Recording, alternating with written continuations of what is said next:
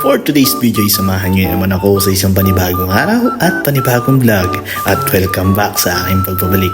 Tara, samahan nyo ako dahil dumating ang araw na pinakahinihintay namin. Kami ay lumuwas ng Maynila para pumunta sa aming napiling agency at kukuhanin na ang aming visa. Oo, palipad na naman si Katox TV. Kaya sa vlog natin, kung mapapansin nyo, Katox TV in Kuwait.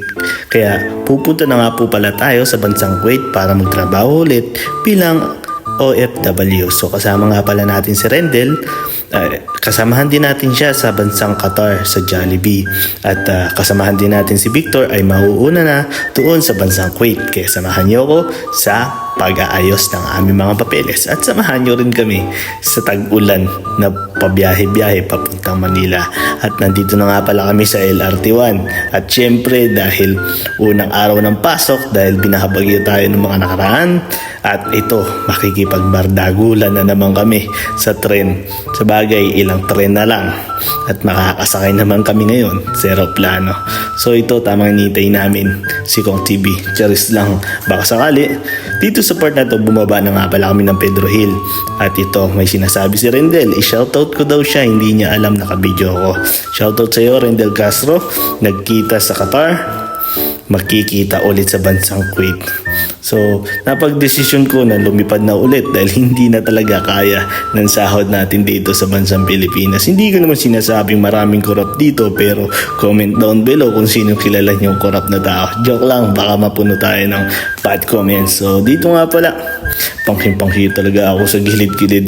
Hindi naman sinasabi kong mapanghi sa Manila, pero meron part talaga na mapanghi. So, balik tayo sa topic. Dito nga pala bumaba kami ng Pedro Hill at ilang lakad lang makakarating na kami sa kung saan nasa ng aming agency. Tapat nga lang pala ng yan, PSMC, basta. At ito na nga, nakuha na namin ang visa namin at umakyat ulit kami LRT at papuntang UN. Dahil dito nga pala yung aming pinagme-medicalan at ito, may mga nakasabay kami na magpapa-MMR din or magpapa-vaccine. Ewan ko kung ano yun, basta kailangan namin yun para mapatunayan na kami ay hindi ulol. Charis lang. So yan, dito sa part na to, tapos na kaming mabaksinan. At ayan, tamang pangaya lang. Diyos ko po, ang sakit talaga ma-injectionan. Ang nag-i-inject sa amin ay kala mo'y galit eh. Diyos ko, parang nagbabibrate habang tinutusok. O nga pala, yung dalawa namin kasamahan ay yung naka-black ay hindi ko kakilala, pero taga dyan lang din sa Manila. At yung isa naman ay kabrad natin sa kakapatirang Tao Gama P. Siya nga pala si Brad McCoy. Siya ay taga Orani. At dito sa part na to, sabi ko tara kumain tayo dahil mapapalaban tayo sa gamot na in-inject sa atin. Siyempre pagod na rin kami dahil madaling araw pa lang bumabiyahe na kami at madaling araw pa lang binabagbag na kami ng hangin tsaka ulan. Kaya ayan, pagpasensyaan niyo yung belly bag ko.